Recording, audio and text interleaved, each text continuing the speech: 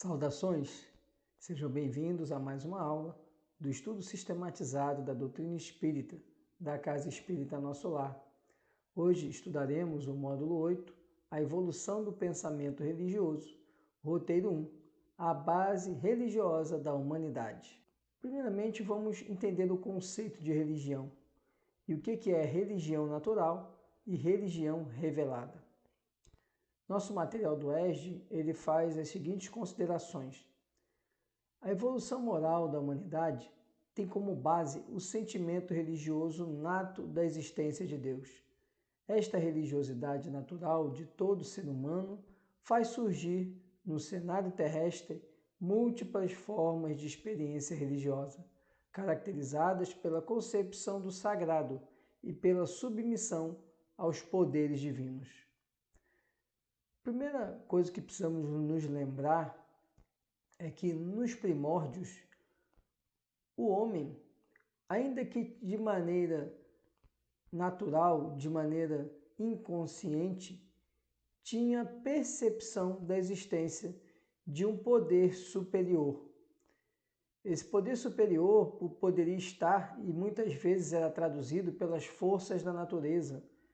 Então havia o poder da chuva, o poder do trovão, o poder do sol. Mas no âmago, na essência de todas essas percepções da existência de um poder superior, temos a percepção que o homem tem naturalmente da existência de Deus. É lógico que a concepção de Deus vem evoluindo e avançando conforme a humanidade. E como fala no próprio Livro dos Espíritos, não conseguimos ter a total compreensão de Deus dada a nossa pequenez frente a Ele. Religião pode ser entendida como a crença na existência de um ente supremo, como causa, fim ou lei universal. É o sentimento divino que prende o homem ao Criador. As religiões são organizações dos homens, falíveis e imperfeitas, como eles próprios, digna de todo acatamento pelo sopro de inspiração superior que as faz surgir. São como gotas de orvalho celeste, misturadas com os elementos da terra em que caíram. Vemos agora nesse slide que a religião, então, é a forma que o homem encontra de se relacionar com Deus. E a religião, ela é fruto do homem e não originada de Deus. A religião é importante porque ela nos permite ter um instrumento de direcionamento para Deus. E a religião, ela tem as suas falhas porque ela é feita pelos homens, mas o que não significa, muito longe disso, de aceitar que Deus possua imperfeições. As imperfeições são do homem que criam a religião, o pensamento religioso, determinada filosofia e tenta chegar até Deus ou tenta traçar um caminho até Deus através desse pensamento religioso. Mas precisamos entender como é feita aqui no material essa bela analogia, que são como gotas de orvalho. A gota de orvalho, ela não tem condições de molhar toda a terra, mas ela refresca aonde ela cai. Então, a religião ela é importante, porque ela é o alento, é a orientação, é a inspiração para que o homem consiga caminhar até Deus. As falhas que as religiões ostentam são consequência das imperfeições dos homens. Esclarece, porém, Emmanuel, que em face da ciência e da filosofia é o sentimento divino, cujas exteriorizações são sempre o amor nas expressões mais sublimes. Entretanto, a ciência e a filosofia operam o trabalho da experimentação e do raciocínio. A religião edifica e ilumina os sentimentos.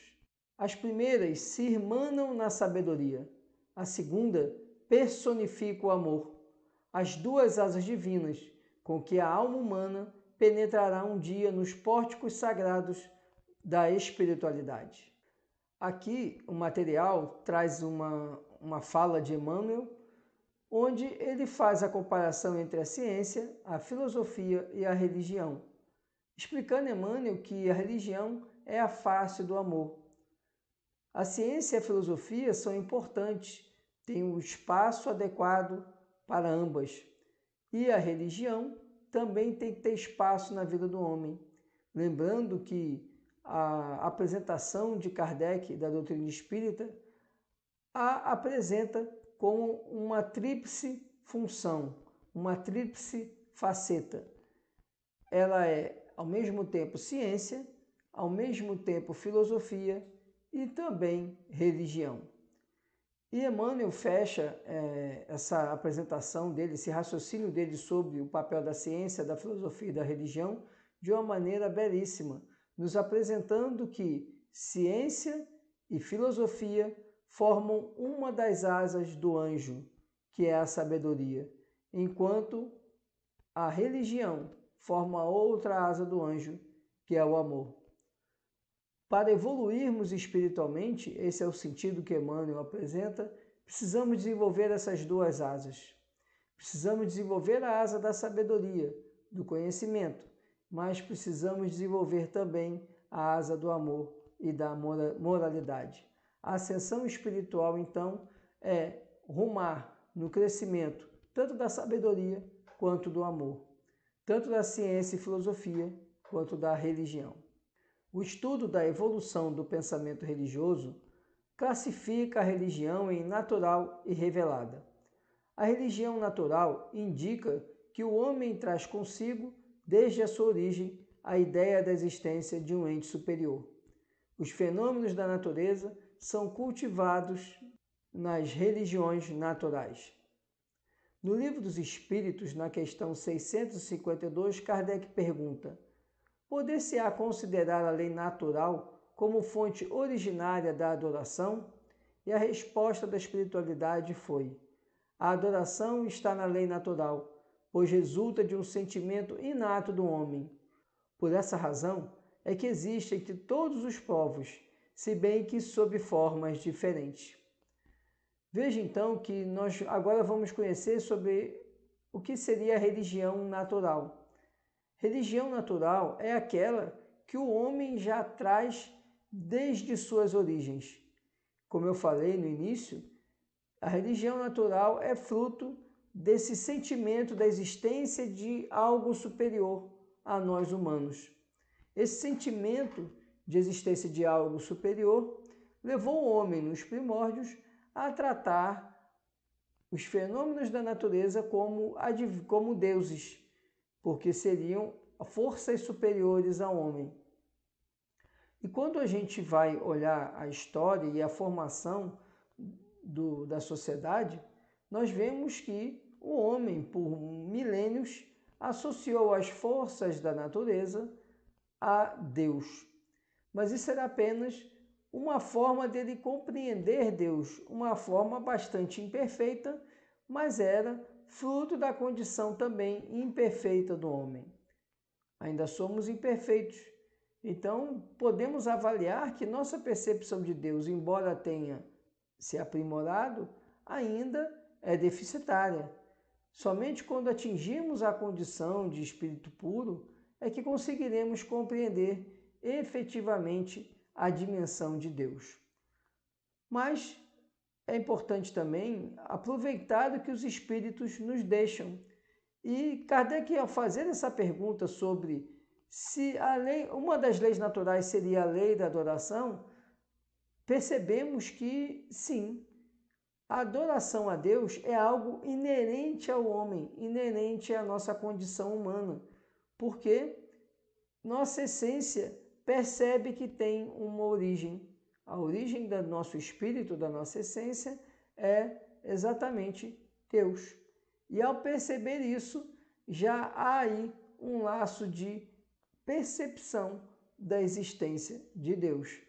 No livro Obras Póstumas, segunda parte, no item Futuro do Espiritismo, temos uma mensagem do dia 15 de abril de 1860, na cidade de Marsella, sendo médio o Sr. Georges Genoulier. A comunicação foi transmitida por Sr. Byron Dorgevalle. Futuro do Espiritismo. O Espiritismo é chamado a desempenhar imenso papel na Terra.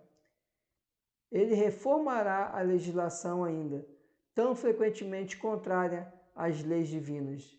Retificará os erros da história, restaurará a religião do Cristo, que se tornou, nas mãos dos padres, objeto de comércio e de tráfico vil. Instituirá a verdadeira religião, a religião natural, a que parte do coração e vai diretamente a Deus, sem se deter nas franjas de uma sotaina ou nos degraus de um altar. Extinguirá para sempre o ateísmo e o materialismo, aos quais alguns homens foram levados pelos incessantes abusos dos que se dizem ministros de Deus. Pregam a caridade com uma espada em cada mão, sacrificam às suas ambições e ao espírito de dominação os mais sagrados direitos da humanidade.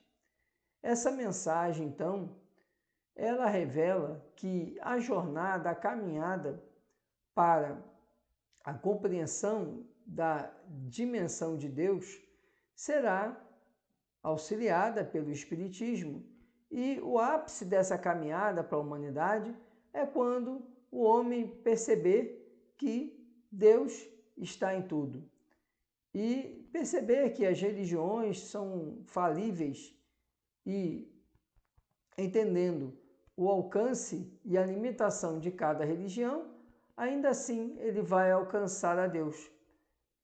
E explica ainda que não haverá mais o materialismo nem o ateísmo. Então, a compreensão de Deus se tornará mais ampla, independente das religiões. As religiões não serão mais um instrumento necessário para se alcançar e se entender Deus. E com isso se encerrará o materialismo e o ateísmo na Terra. Em termos históricos, importa considerar que a teologia cristã introduziu o termo revelação, que seria a manifestação de um mistério escondido, para definir a especificidade da fé cristã, dependente de um evento histórico, o nascimento, vida, morte e ressurreição de Jesus Cristo. Religião revelada estaria, assim, em oposição à religião natural, uma vez que esta corresponderia a uma atividade humana que poderia ser analisada pela filosofia, psicologia, sociologia ou qualquer ciência específica de religião. E aqui nós vemos, então, a explicação do que seria a religião revelada. A religião revelada é aquela que necessitaria de um porta-voz, necessitaria de alguém para revelar a face de Deus que ele estava percebendo, diferente da religião natural, que é esse sentimento inato que os homens trazem da existência de Deus. Na obra Gênesis, capítulo 1, item 7, temos a seguinte consideração de Kardec. No sentido especial da fé religiosa, a revelação se diz mais particularmente das coisas espirituais que o homem não pode descobrir por meio da inteligência, nem com o auxílio dos sentidos. E esse conhecimento lhe dão Deus ou seus mensageiros, quer por meio da palavra direta, quer pela inspiração. Neste caso, a revelação é sempre feita a homens predispostos, designados sob o nome de profetas ou messias, isto é, enviados ou missionários, incumbidos de transmiti-la aos homens. Considerada debaixo deste ponto de vista, a revelação implica a passividade absoluta e a aceita sem verificação, sem exame nem discussão. As religiões reveladas são o judaísmo, o cristianismo e o islamismo, respectivamente transmitidas por Moisés, Jesus e Maomé. Veja que, então, na obra Gênese, Kardec ele explica que a religião tida por revelada é aquela em que determinadas pessoas são emissárias, são divulgadoras das orientações de Deus para o povo. E ao fazerem isso, eles acabam trazendo o pensamento religioso, dando determinadas conotações ao pensamento religioso e criando as religiões chamadas reveladas. Então, religião revelada é aquela que ela está relacionada a um ensinamento, a um pensamento trazido por alguém que serve de canal, serve de instrumento para Deus para difundir o seu conhecimento, a sua compreensão. Vamos ao segundo item do nosso estudo.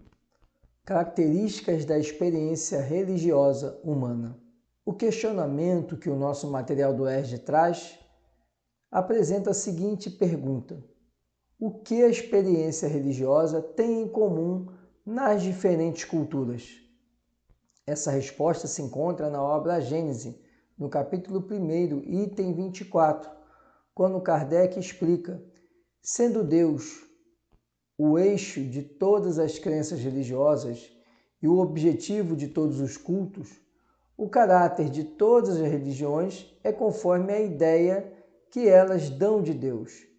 As religiões que fazem de Deus um ser vingativo e cruel julgam honrá-lo com atos de crueldade, com fogueiras e torturas. As que têm um Deus parcial e cioso são intolerantes e mais ou menos meticulosas na forma por crerem-no mais ou menos contaminado das fraquezas e ninharias humanas.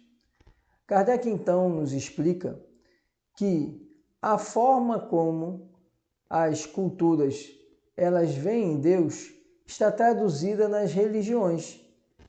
Aquelas culturas, aqueles pensamentos que veem um Deus mais cruel, mais impiedoso, agem também com crueldade e impiedade e trazem para a religião esse pensamento. Portanto, o que podemos compreender é que a religião ela traduz muito da cultura que está relacionada àquele pensamento religioso e não propriamente as características de Deus. O próximo item, ele apresenta mais uma questão. Haverá revelações diretas de Deus aos homens? E essa mesma pergunta Kardec faz e responde lá na Gênese, no capítulo 1, no item 9. E a resposta que ele apresenta é a seguinte: é uma questão que não ousaríamos resolver, nem afirmativamente, nem negativamente, de maneira absoluta. O fato não é radicalmente impossível, porém, nada nos dá dele prova certa. O que não padece dúvida é que os espíritos mais próximos de Deus, pela perfeição, se imbuem do seu pensamento e podem transmiti-lo. Quanto aos reveladores encarnados, segundo a ordem hierárquica a que pertencem e o grau a que chegaram de saber, essas podem tirar dos seus próprios conhecimentos as instruções que ministram ou recebê-las de espíritos mais elevados, mesmo dos mensageiros diretos de Deus, os quais, falando em nome de Deus, têm sido às vezes tomados pelo próprio Deus. As comunicações deste gênero nada têm de estranho para quem conhece os fenômenos espíritas e a maneira pela qual se estabelecem as relações entre os encarnados e os desencarnados. Bom, essa questão é interessante e Kardec ele não fecha a resposta, até porque ele não tem meios de confirmar nem de negar alguma revelação direta de Deus aos homens, à humanidade. Mas é interessante nós refletirmos sobre isso, inclusive analisando a obra Caminho da Luz, outras obras de Chico Xavier, como Brasil, Coração do Mundo, Pátria do Evangelho, em que nós temos ali dois espíritos, Caminho da Luz, o Espírito Emmanuel, e Brasil, Coração do Mundo, Pátria do Evangelho, Humberto de Campos, trazendo informações sobre a aproximação, sobre a vinda de Jesus ao orbe terrestre. E tanto numa como noutra, nos deixam registrado que Jesus só se aproximou da Terra em 3 ocasiões. A primeira, quando se desprende da nebulosa do Sol aquela massa que seria depois a nossa Terra, o nosso planeta. A segunda, quando ele se aproxima como Jesus. E uma terceira, que ainda viria a acontecer, relatada em A Caminho da Luz, e também comentada na obra Brasil, Coração do Mundo, Pátria do Evangelho, e que teria acontecido ali no final do século XX, em torno ali do ano de 1970, 1960, entre 1960 e 1970. Alguns dizem que estaria relacionada à chegada do homem à Lua, mas não temos nada de concreto sobre isso. Mas, analisando essas duas obras, fica bastante claro para nós que se Jesus, que foi aquele que encarnou entre os homens na condição de espírito puro e como governador espiritual da Terra, só esteve entre nós por 3 oportunidades, só se aproximou da Terra por 3 oportunidades, então podemos entender que Deus também não estaria em relação direta conosco. Mas Kardec explica, apesar de não podermos ter a confirmação dessa relação direta, sem dúvida, temos espíritos excelsos, espíritos puros, que estão tão próximos de Deus, que refletem o pensamento divino e, portanto, seriam emissários de Deus. E esses espíritos, aí sim, se valeriam, se comunicariam com os homens através daqueles que apresentassem mediunidade. Então, Kardec entende e traz um raciocínio bastante coerente, e lembrando que quando Kardec isso escreveu, estávamos ali na segunda metade do século XIX, e, portanto, nós não tínhamos ainda as obras psicografadas por Chico Xavier para nos dar esse raciocínio, essa linha de raciocínio que eu estou apresentando.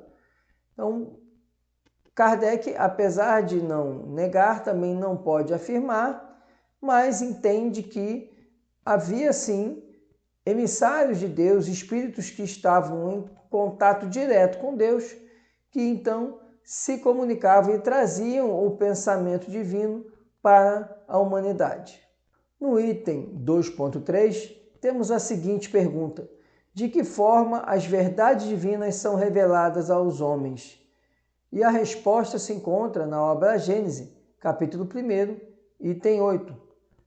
Todas as religiões tiveram seus reveladores, e estes, embora longe estivessem de conhecer toda a verdade, tinham uma razão de ser providencial, porque eram apropriados ao tempo e ao meio em que viviam, ao caráter particular dos povos a quem falavam e aos quais eram relativamente superiores.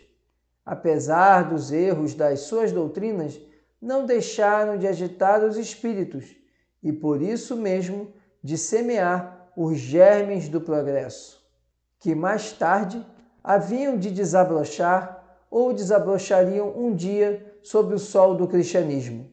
É, pois, injusto se lhes lance anátema em nome da ortodoxia, porque dia virá em que todas essas crenças, tão diversas na forma, mas que repousam realmente sobre um mesmo princípio fundamental, que é Deus e a imortalidade da alma, se fundirão numa grande e vasta unidade, logo que a razão triunfe dos preconceitos.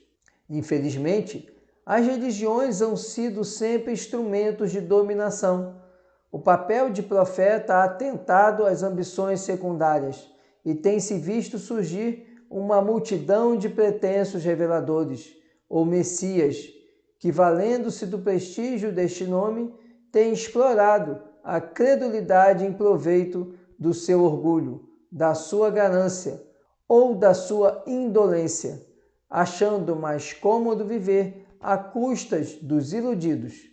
A religião cristã não pôde evitar esses parasitas. Então, Kardec agora traz a questão, traz a pergunta, se haveriam, então, os reveladores, as pessoas que trouxeram revelações.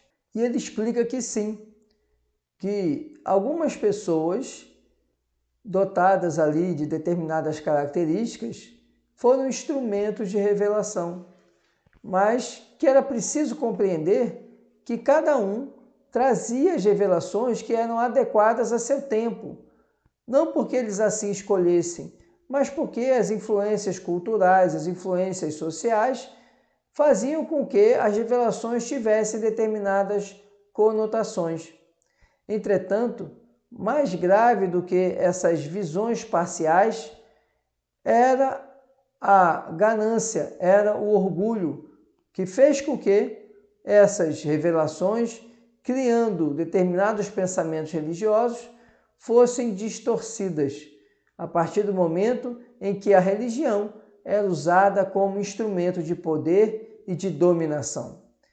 Então, esse comportamento, que é resultado da nossa inferioridade, fez com que as religiões tomassem conotações muito distantes até mesmo da revelação que era apresentada naquele momento, da instrução, da orientação que era franqueada.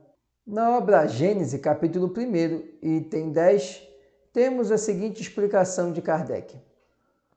Só os espíritos puros recebem a palavra de Deus com a missão de transmiti-la, mas sabe-se hoje que nem todos os espíritos são perfeitos e que existem muitos que se apresentam sob falsas aparências, o que levou João a dizer: não acrediteis em todos os espíritos, vede antes se os espíritos são de Deus. Na primeira epístola de João, capítulo 4, versículo 1. Pode, pois, haver revelações sérias e verdadeiras, como as há apócrifas e mentirosas. O caráter essencial da revelação divina é o da eterna verdade. Toda revelação eivada de erros ou sujeita à modificação não pode emanar de Deus. É assim que a lei do Decálogo tem todos os caracteres de sua origem, enquanto as outras leis mosaicas, fundamentalmente transitórias, muitas vezes em contradição com a lei do Sinai, são obra pessoal e política do legislador hebreu. Com o abrandarem-se os costumes do povo, essas leis por si mesmas caíram em desuso, ao passo que o Decálogo ficou sempre de pé, como farol da humanidade. O Cristo fez dele a base do seu edifício, abolindo as outras leis. Se estas fossem obra de Deus, seriam conservadas intactas. O Cristo e Moisés foram os dois grandes reveladores que mudaram a face ao mundo. E nisso está a prova de sua missão divina. Uma obra puramente humana careceria de tal poder. Kardec agora nos explica que a questão das pessoas que atuaram como reveladores revela a precariedade ou não da mensagem de Deus. As mensagens divinas, por traduzirem verdades absolutas, elas se sustentam. O tempo não é capaz de afastá-las do uso da humanidade. E por isso Kardec nos mostra que das leis mosaicas, ou seja, das leis que Moisés apresentou, a única que era proveniente de Deus era aquela do Monte Sinai, a lei conhecida como os 10 Mandamentos. E depois vem Jesus, que não só confirma os 10 Mandamentos, mas também apresenta sua lei de amor, justiça e caridade. Entretanto, quando nós vemos no próprio Antigo Testamento, encontramos outras leis, como o próprio Levítico, que é um livro da Bíblia basicamente voltado para leis que regeriam e regeram o povo hebreu. E se percebe então, como explica Kardec, que daquelas leis nenhuma sobrevive. Por que não sobreviveu? Justamente porque eram leis humanas, eram pensamentos humanos que foram apresentados como se provenientes de Deus, mas nada mais eram do que meios de organizar, de manter a ordem daquela sociedade, daquele povo. No item 2.4, há a seguinte pergunta: onde surgiram as organizações religiosas do planeta? E o nosso material do ERJ traz a seguinte resposta: as primeiras organizações religiosas da Terra tiveram naturalmente sua origem entre os povos primitivos do Oriente, aos quais enviava Jesus periodicamente os seus mensageiros e missionários. Dada a ausência de escrita, naquelas épocas longínquas, todas as tradições se transmitiram de geração em geração através do mecanismo das palavras, conhecido como tradição oral. Então, nós temos aqui a análise de que as primeiras organizações religiosas surgiram no Oriente e depois podemos identificar ali no povo hindu, no povo chinês, exatamente o surgimento dessas tradições religiosas. E naquela época, como a escrita ainda era algo que estava surgindo, elas eram transmitidas de maneira oral. E através dessa transmissão surgiam ali as deturpações, os equívocos, porque elas eram passadas de geração em geração, mas sem um registro escrito sobre esse conhecimento, esse pensamento, essa forma de compreender Deus. No item 2.5 temos a pergunta: qual é a mais antiga manifestação religiosa conhecida? E a resposta que nossa apostila do ERJ traz é que são os Vedas, livros sagrados da religião hindu, que contam mais de 6.000 anos. Já nos falam da sabedoria dos sastras ou grandes mestres das ciências hindus, que os antecederam de mais ou menos 2 milênios, nas margens dos rios sagrados da Índia. Vê-se, pois, que a ideia religiosa nasceu com a própria humanidade, constituindo o alicerce de todos os seus esforços e realizações no plano terráqueo.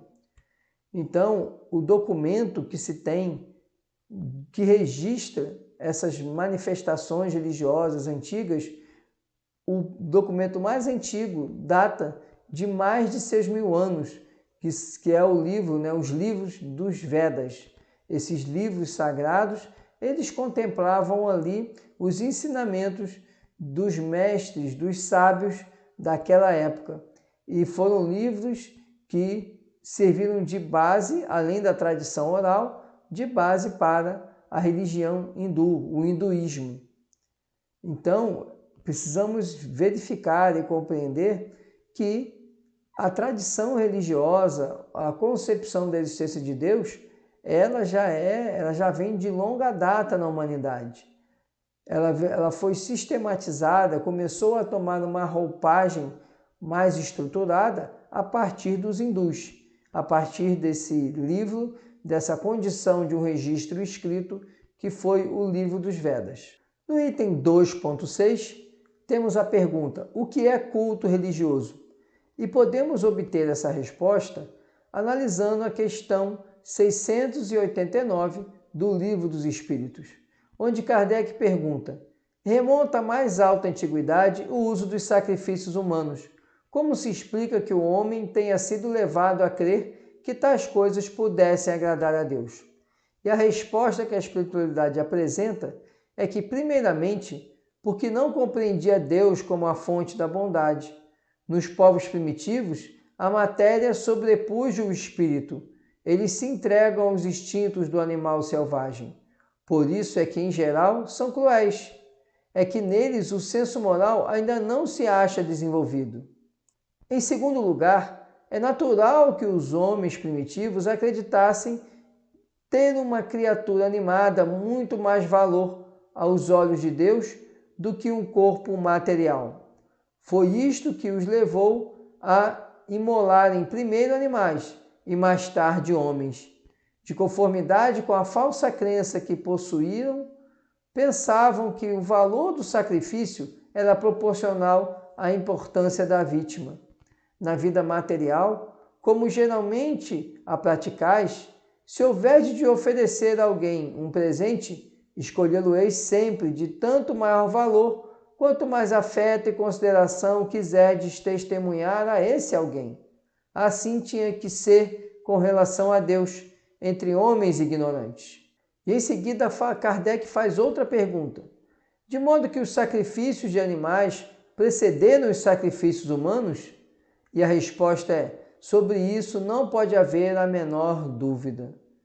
E vem outra pergunta de Kardec.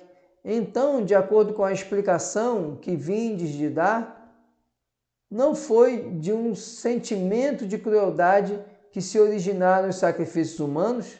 E a resposta é: não. Originaram-se de uma ideia errônea quanto à maneira de agradar a Deus. Considerai o que se deu com Abraão. Com o correr dos tempos, os homens entraram a abusar dessas práticas, imolando seus inimigos comuns, até mesmo seus inimigos particulares. Deus, entretanto, nunca exigiu sacrifícios, nem de homens, nem sequer de animais. Não há como imaginar-se que se lhe possa prestar culto mediante a destruição inútil de suas criaturas. Aqui nós temos, então, Kardec, através de pergunta aos espíritos, nos esclarecendo um fator importante. Os sacrifícios humanos estavam ligados à inferioridade do homem. O homem, na intenção de agradar a Deus, inicialmente, como explica os espíritos, sacrificava animais para conter, para atender a Deus. E depois, percebendo que sacrificar o semelhante seria algo que traria mais alegria, traria, entre aspas, mais alegria para Deus, começa a sacrificar também humanos. Mas a espiritualidade deixa claro que Deus, como é soberanamente bom, nunca exigiria o sacrifício de qualquer criatura como forma de lhe satisfazer. O sacrifício que Deus nos exige e nos solicita e nos convida é o da nossa reforma íntima, o da nossa evolução moral, e não a destruição, seja de que criatura for. Obviamente, esse comportamento não atende ao desígnio, à vontade, ao desejo de Deus, e muito menos o alegraria. Mas, em razão da inferioridade do homem, acreditava-se que Deus necessitava de ofertas materiais, de bens materiais, de sacrifícios materiais. E por isso, inicialmente adota o comportamento de sacrifícios de animais, para depois avançar para sacrifícios humanos, pensando de maneira ilusória e equivocada atender aos desígnios de Deus. Em seguida, nosso material do ERG traz o seguinte raciocínio. O homem, culturalmente mais adiantado, porém materialista, cultua Deus por meio de rituais mais ou menos sofisticados, existentes em diversas seitas e interpretações religiosas. Os cultos religiosos são manifestações externas da crença em Deus, depreendendo-se daí que a verdade é uma só e que as seitas terrestres são materiais de experiência e evolução, dependendo da preferência de cada um do estado evolutivo em que se encontre no aprendizado da existência humana. O que nós precisamos entender é que as religiões traduzem o eixo de necessidade evolutiva do homem. Então, o diferente pensamento religioso que impera na humanidade, as várias religiões, cada uma com seus rituais, com seus preceitos, nada mais é do que aquilo que os homens que professam aquela religião necessitam naquele momento. Então, precisamos compreender que a religião traduz a distorção da humanidade, a distorção do homem, e não traduz a verdade de Deus. Ela mostra um fragmento dessa verdade. Só que esse fragmento, quando ele é olhado, ele acaba sendo distorcido por aqueles que se filiam àquela linha de pensamento. Então, os rituais, tudo aquilo que é utilizado nas religiões, são mecanismos que estão atrelados a esse fragmento do pensamento, da compreensão de Deus. Mas precisamos entender que esse fragmento, essa visão, ela precisa ser compreendida em relação àqueles que professam aquela religião. Não se pode endemonizar nenhuma religião. E mesmo as religiões, com suas visões parciais e muitas vezes equivocadas, ela acaba sendo mais distorcida pelo homem. E a distorção daquela percepção causa equívocos religiosos, causa posturas de confronto, de segmentarismo da sociedade. Mas haverá o dia em que todos os homens estarão reunidos sobre uma única crença em Deus, sobre a concepção mais pura e mais verdadeira de Deus. No item 2.7 temos a pergunta: o que é fé religiosa? E essa pergunta é respondida pelo conteúdo do Evangelho segundo o Espiritismo, no capítulo 19, item 6, onde Kardec comenta: do ponto de vista religioso, a fé consiste na crença em dogmas especiais, que constituem as diferentes religiões. Todas elas têm seus artigos de fé. Sob esse aspecto, pode a fé ser raciocinada ou cega. Nada examinando, a fé cega aceita sem verificação. Assim, o verdadeiro como o falso. E a cada passo se choca com a evidência e a razão. Levado ao excesso, produz o fanatismo. Assentando no erro, cedo ou tarde desmorona.